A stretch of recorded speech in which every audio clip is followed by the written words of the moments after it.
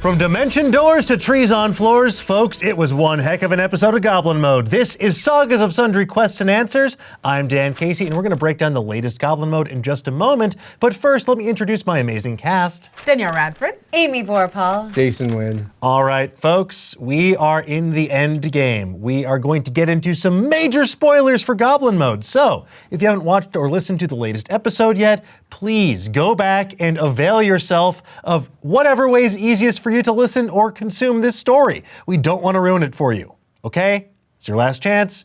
Let's get into it. So, did anything happen this episode? I can't think of a single filler. Kind of slow. Yeah, it's definitely a filler episode for There real. are so many, especially with y'all leveling up to level 4, where it's just like, oh yeah, like you actually do get like pretty powerful, the new spells that you've gotten. Those took me a little bit by surprise. Also, I will say I have laden you with magic items. Yes. You are beladen with magic items, and some of them I'm just like, oh yeah. Why did I give them that? Oh yeah, the whistle of the march was really clutch. I was waiting for that Fibs. to come back. That was when, so before we did this, normally I'd be like, oh, it'd be like a really fun thing to like throw on. But then I was like, oh, if I do this, that also means I'm not the one who suddenly asked to do 10 pirate voices. So I was like, hey, Amy, I just want to remind you, I do have the whistle of the march, just so you know. Because again, it's like, I don't know when it's going to come up. But again, if I do decide that I want to pull that trigger, that is 10 pirate polycule voices that you just now have to like remember. So I was like, I obviously, and that's why I didn't want to, I took Amy aside because I was like, I know it's fun to have the surprise of it. And I was like, well, I'm not going to tell the dudes, and that way we can still get like a genuine response. Yes. And then you wound up being like, oh no, I know about whistles. I remembered that you got it, and I was like, well, this seems like the time we gotta use it. Yeah, this is it. There's like 2 episodes left. Yeah. We gotta get that thing in play. Because there's a strong chance we're going to leave this plane of existence for the final episode. So Yeah. I was just like, I don't think the airship can go to Unuk's mansion. But probably not within 100 miles of the other plane. Yeah. So we had that on deck, and I was like, so when you mentioned, I was like, okay, cool, because like this way. Well, I think all of the magic items got used in this episode. We had the chalice got used twice, once for its original purpose and once for a magic key. And then I used the staff of Rollbear. I didn't use the tattoo. I used the tattoo last time though to the scry. tattoo hasn't been used this episode, but yeah, last episode. And then you have the tree. Have you used the Luckstone yet? I haven't had to. No, because no D20 rolls yet. Not just yet, yeah. Not just yet. And then what else do we have? My scope. Oh yeah, your We learned a very big thing, which is Unzug's real name. We sniped his personal details. Yeah, what do you think about it. that name? I love that you... So lame. Yeah. So lame. Cordair Babblebrook. No, I think it's like a nice, gentle name, but it is definitely like if you found out that the scourge and terror that you've always been like scared of, his real name is like Bob, you might have a reaction to it. Yeah.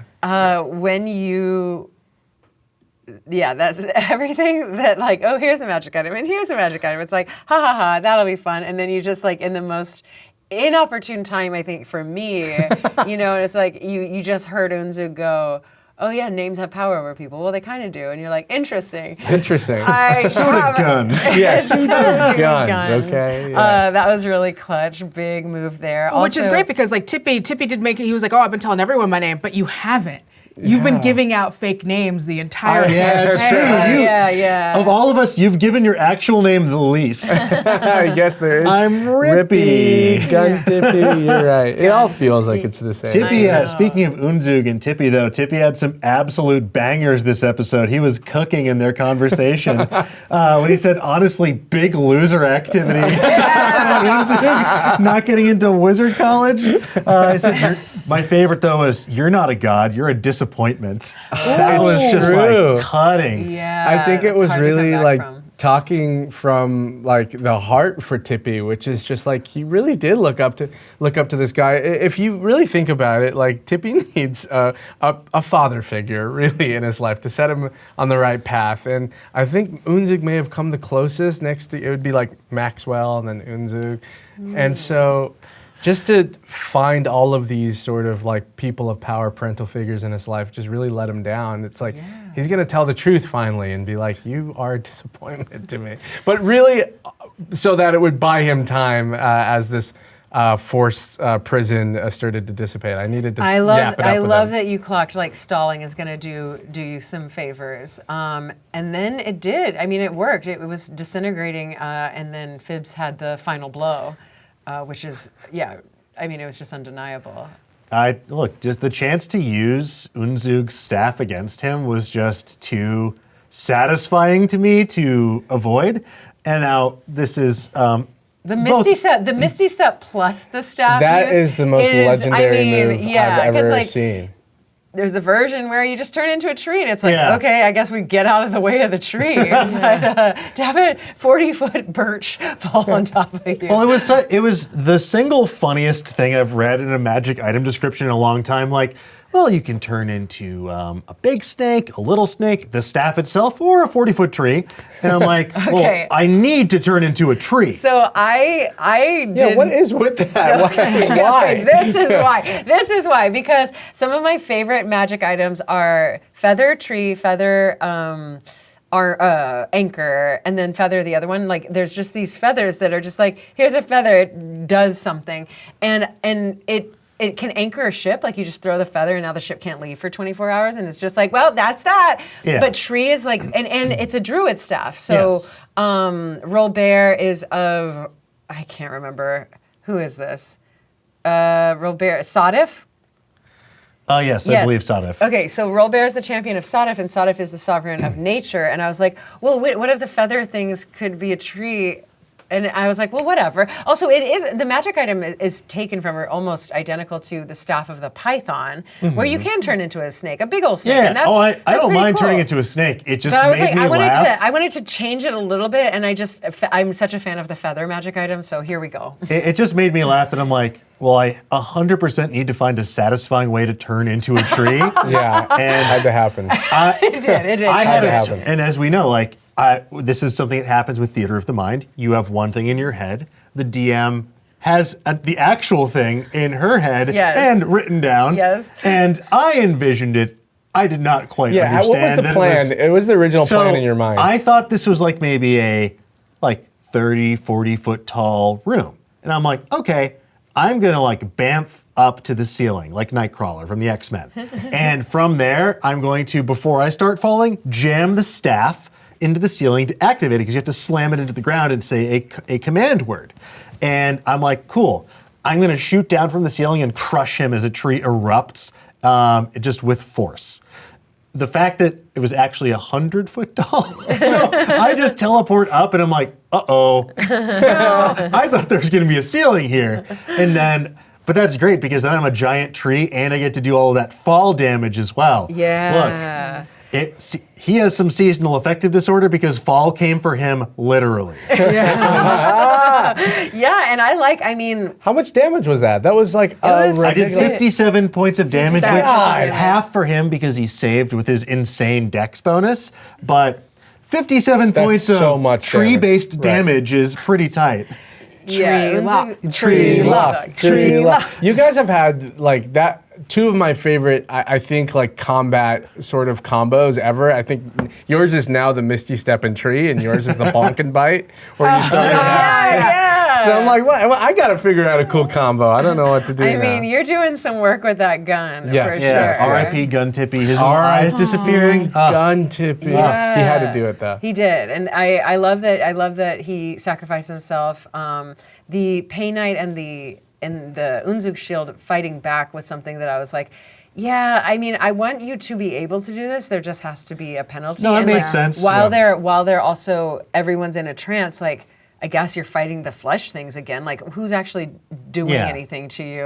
When I but at one cast point- Shatter, it made sense that I was like, oh yeah, I guess there would be some residual, like it's fighting back. Yeah, yeah. Like these crystals are. I mean, magic is being all magic, and it doesn't matter who controls it. And so that.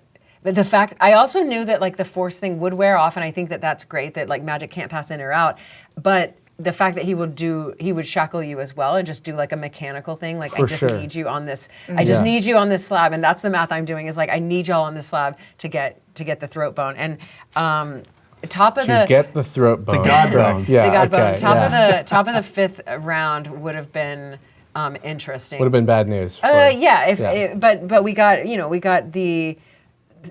It's really weird because I'm using these stat blocks that are high CRs. Like you should not be fighting them. Like this is again, but they do have awesome powers. And I thought, well, if Unuk is going to be mega awesome and we have a deity, like she should. Once she gets healed up on something, she should be more powerful, actually. Yeah. And so, anyway, that's if she hadn't gotten healed up and Unzuk's just out there doing legendary actions, which that's tough at a level 4 to be fighting. Yeah. Yeah. I mean, thank God you rolled a 1 in that That was instance. a 1. I rolled. Yeah, I did. I With rolled his a plus 1. 12 modifier. Yes. Yes. Still just made And it by I 1 normally point. like I will fudge rolls like for the story. Like I'm one of those dungeon masters, but on this battle I have not fudged a roll. I believe it. So I've been calling out the numbers every single time. I know you weren't pulling punches with my boy U4, who He unfortunately bit the dust, yeah. Yeah. With the longest death I've ever seen. Yeah, actually. he's He's agonizing. I kind of miss you for. I Yeah. feel like I really got to know him in those, 10 minutes he was dying. He's an NPC, which means now perishing character, which means you need to understand exactly what he's going through as life seeps out from his eyes and onto the floor as he's devoured by flesh monsters. And I did not think Crandall, in all sense of the world, Didn't think he was going to be alive this long? I didn't think, well, alive or doing literally anything good. Like literally, I mean, I've talked with the story producer writer Rin, and I'm like, he's not good at anything. We can't have him. He's a non-combatant. There's nothing good. Maybe he has some hit points if he gets into battle, but it's like 10. Like there's nothing good about him. But we decided like what he is good and what is to know things, and that's it. Like, he may as well be a magic item. Other than that, he's kind of just this dumb thing that follows him around. He just represents institutional knowledge of... Yeah. I literally was, my whole point of having him, was just to literally find a way to, he can take damage because I'm squishy. Hit points. Yeah. Operation Human Shield. Operation Human Shield, which he was amazing at. And B, like, I can use him for an extra turn if we so Yeah. need. Even if he can't do anything, I can do things through him. I just loved that we got to say goodbye to these, delightful dwarves. My poor boy U5 or U4, who was done so dirty, but got a nice brief death speech to really just express some stuff on his mind. That's a He's an crazy word NPC, to say. a now perishing character, and people need to understand what he's going through. I'm just really happy that you found a use for Crandall. Yeah, as we said, the whole point of me bringing Crandall along was literally either to absorb hits for anybody in the party, or to be able to use as like an extra turn for something, because I wasn't sure if I was going to need to be up top and then I was going to have to like charm or like do something to get the skeletons to remember who they were and send them down there to the control room and have them do love things. that. So I wasn't sure if it was going to be me or Crandall or anyone else, but I knew that it was going to be like important for someone to be down there. So that was also like, Well, that was clutch too, because I didn't have like a mechanic for that, but the fact that you were like the chalice, I mean, the chalice just had healing, and I was like, gosh, that should matter, Yeah. Like Ordenf is the sovereign of healing, and you Yeah. have his champion. You are the champion of Sorry, Ordenf. out of juice. Yeah, no more, empty, drip, drop. But it was just so cool that you have this guy who can do the math on what magic batteries look like. Right. And you rolled. I was like, well, I don't know. This is wild, but I like those luck rolls where it's like 11 or higher. Yeah. This can make sense. We're in a fantasy world. Like, who's to say? And you did, and that's just like amazing. But yeah, without Crandall, without your magic item, without that roll, who knows? Yeah, and with me, with my very sad, at this point, 6 hit points. Oh, that You was took some cute. damage. Yeah. When like it's like full, and Euthus is full, and then Anything left for busy? Don't worry. Fibs is at 4. 4, and you're a tree, Yeah. and then we just left off with you're some a other bosses tree. coming in. I'm going to forget that. Oh yeah, no, it'll be fine. Don't worry about it. I'm not worried about it. I'm not extremely I worried think about it. trees are extra flammable with magma Yeah. Well, it's a magic tree. It's a magic okay. tree. It's a snake We'll- tree. we'll Snake find a tree is way. made of snakes. We'll find a way I out of think this. it becomes a chimney as Fibs burns as a tree all the way up No, through the that flue. won't happen. Well, I also like that we learned a little bit more about who Unzug was and Yeah. how he became a Dark Lord. Fail elf. Well, Fail Amy, I have elf. to ask, were you at all inspired by any historical figures of someone who wasn't able to get into the art school they maybe had in mind and instead became perhaps one of the most evil figures in history and just really capitalizing on a world that had been desolated and was recovering from this major event and really gathering forces and So then... I see where you're going with this. No. Okay, no further questions. All right, yeah. At all, but I see the lines that you're drawing, and it is not a good look on Unzug. I'm starting to think this Unzug might be a bad guy. Bad guy. Yeah, he lied just to your faces and has a feat thing where you just can't tell what a lie is, even if you rolled really high. You just couldn't tell if he was lying or not ever. Which I don't think you even incited. You just were like, "It's Daddy Unzug. We like this guy." Well, you did make you made an insight check I did at one Yeah. point to see Yeah. if he actually meant that he believed in you. Yeah. Oh, Tippy. And he did. I guess he did damn. believe in me for my throat bone. He believed in my throat bone. He did believe in your throat bone. He really wanted that. That would have been really gruesome. Yeah, I was getting worried when you were like, "Oh, and then you're gonna take damage every turn from this like ritual." And Yeah, and my version of that is like the hyoid bone is like pulling away. no. I thought at the end he was reaching out to do like a throat rip. That's what I Yes, thought I his was- like legendary action was going to be like the Yeah, I mean it throat is rip. like technically that is what it was gonna look like. Like he's like if I Nice try, can't have bud. it, you can't have it thing, and I'll do the ritual somewhere else. But he rolled a 1, Yeah. so Yeah, amazing. I don't know. Here Well, we are. we'll find out. We're about to fight the people that ruined our lives in the very first episode, the Yesterdusters. As we're going to wrap things up here in just a minute, but I'm curious, what are your thoughts as we head into what's ostensibly going to be the season finale? I don't know how to feel because it feels like things for Tippy are. I'm rolling well for once, which called is growth. Yeah, which is very shocking to me. And I have the luck stone, but I'm really worried about my friends. Like Pakara is on the edge of. yeah, she got 1 hit point left. She's not doing great. All of my friends are not doing great, and so it's a big concern. And I'm a little worried going into the finale. What's going to happen? Danielle, I'm what about you? nervous. I'm going to find a way to get my hit points back. I'm going to beat the crap out of some Yesterdusters. That is 100% going to happen. That's my, like, Busy doesn't know that they're here yet. Oh, and we should probably also continue evacuating since we brought nothing but chaos and harm to the dwarves. Because we ruined their home and we pressed the volcano lever. Sorry. I mean, look. Nobody's nerfect. It says that in a little sign above the lever. Yeah, I mean, Unzug had a part to play in this, like channeling so much magic. Yeah, you could see. Whose fault was it really? It Right. was Unzug's. Yeah. Amy, what about you? What are your thoughts as we head into the finale? Well,